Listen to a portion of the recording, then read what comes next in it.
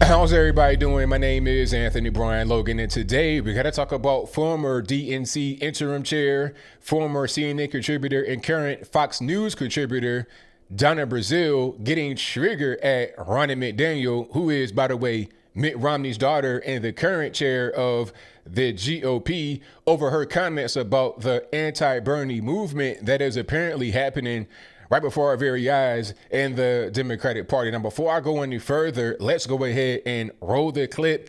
In this clip, you'll see Donna Brazile get triggered out of her socks. After we get done watching that, I'll talk about what she said in the video. I gave you my 2 cents, my analysis, and then I'll wrap it on up with a nice bow on top.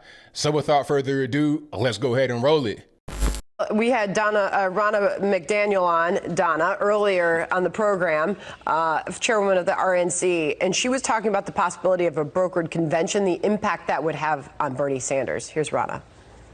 It does depend on how big the lead that Sanders takes out of California is, if he picks up a huge proportion of delegates. But I don't see anybody getting out soon, and it's leading towards potentially a brokered convention, which will be rigged against Bernie if those superdelegates have their way on that second vote. To that, you say what, Donna?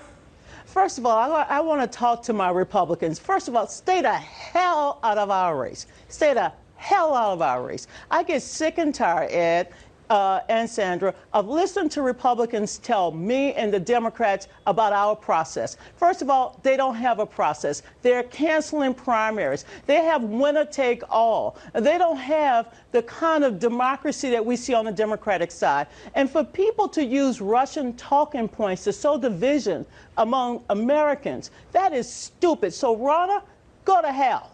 This is not about, no, go to hell. I'm tired of it, Ed. We're not trying to prevent anyone from becoming the nominee. If you have the delegates and win, you will win. This notion that somehow or another Democrats are out there trying to put hurdles or roadblocks before one candidate, that's stupid.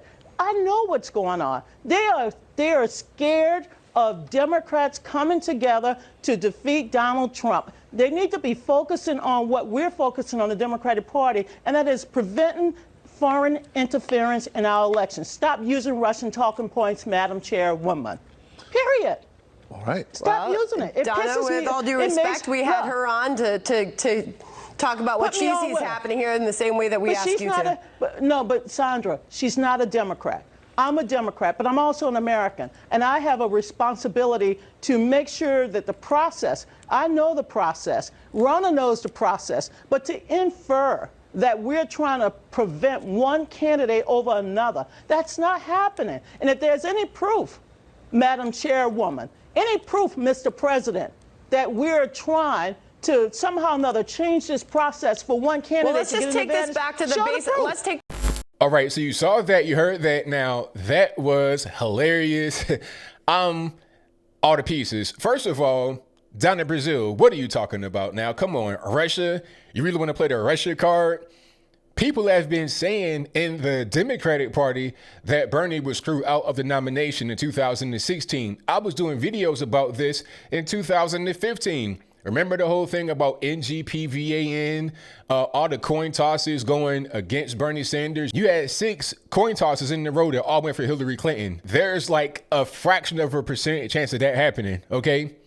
But it happened, and Bernie Sanders, although he was like neck and neck with Hillary and could have, in my humble opinion, won a nomination, did not win a nomination with a whole lot of things that were surrounding it that didn't look too good.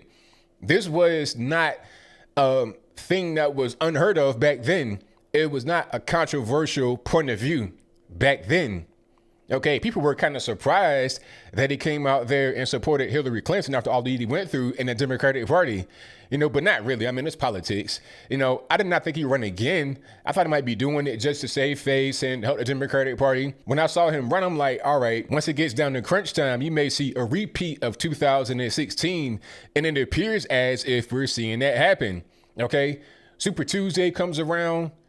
2 days before, 1 day before, a few hours before, what happens? All of a sudden, Amy Klobuchar drops out, Tom Steyer drops out, Edge drops out, and then Edge and Klobuchar pledge their support for Joe Biden. They go to a rally in Texas to support him there. Then here comes Beto O'Rourke from nowhere talking about, I support Joe Biden. I will not be surprised if Pocahontas drops out and supports Joe Biden.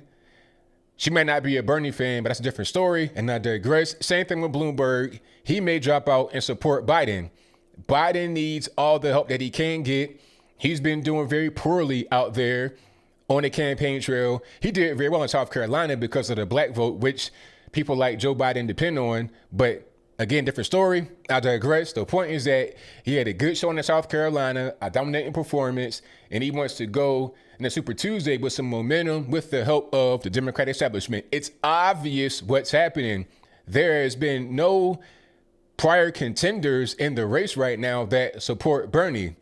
The Democrats don't want Bernie in there because if they have him in there, they know he's going to lose, and it will affect all the other candidates on the ticket. So if you are a guy that wants to support a moderate Democrat, but Bernie's a guy that you have to pick from between Bernie and Trump, you may just stay home or even vote Trump to avoid having Bernie be in there. And that's going to affect down ballot because if you stay home, you're not going to vote for the other people that are on the ticket. Therefore, Republicans are going to be out voting and we'll have more numbers than you because you're not there. The turnout will be low. He has no chance of winning. That could affect the Democratic Party for a very long time to come. And the socialists are trying to take over the Democratic Party. That'd make it too easy for people like Ilhan Omar, who, by the way, was at a Bernie rally, dancing to some kind of Arabic music. I don't know what's going on, but I'll move on. You're going to support Ilhan Omar, AOC, and whatnot, and the Democratic Party are trying to get them out. This is all clear. It's not rocket science. So, Donna Brazile, why get so triggered? Well, you know what? That's kind of a rhetorical question. I think we all know the answer to that one. She's getting triggered because she's part of the Democratic establishment. Like I said, she was a former interim chair of the Democratic National Committee. All right. She was there. She's part of, I guess you would call it, the swamp. She may be kind of moderate, and that's why she supports Joe Biden. That's why she supports the Democratic establishment. She does not support Bernie Sanders. She wants to get all offended and make a big stink about it. People that do that, in my humble opinion, are hiding something. Okay, why get so butthurt and bent out of shape? We know what's going on, Donna Brazile. Don't get mad. And it's not just us on the right that see it. Like I said, people that support Bernie, they see it. They see what's going on. Just go around the country and ask Bernie supporters, hey, how do you feel about all these prior contenders in the Democratic race right now supporting Joe Biden? Or they're saying, oh, well, they're trying to get Bernie out. They don't want him in there. They look at Bernie the same way we look at Trump as being anti-establishment. Now, Bernie is obviously pro-establishment, and he would have more establishment if he were to become the president because he would have everything run by the government, which ain't nothing but establishment. But that's a different story. And I'll move on. The point is that they see him as anti-establishment. Therefore, when the establishment is attacking them, coming against them, they're going to take notice of that. When you get all these people supporting Joe Biden, who, quite frankly, is cognitively just not really there, his motor skills, like he is not the guy that he was a few years ago. He is a shell of his former self. That's evident, but it doesn't matter because the Democrat, I guess you would call it establishment, think that they're able to do better with him on the ticket. He'd be more moderate. He would gain the black vote. He would gain some people that come from the right, maybe. They think that's their best chance. Even if they lose, it doesn't really matter because maybe they're able to maintain the House. Like they're looking at just what will be the best outcome of this election. And in their mind, and they're probably right, the best outcome would be if Biden were on the ticket and not Bernie Sanders. They're going to lose the presidency regardless of what. They may even concede that fact, maybe if they're being honest with themselves. But even if they lose, there's still some things to gain in their loss because it ain't just voting for the president. You voting for everybody that you can in this particular election. You got maybe some senators, House reps, dog catcher, you name it. That's very important for the party going forward and for the party during the next term that Trump will serve.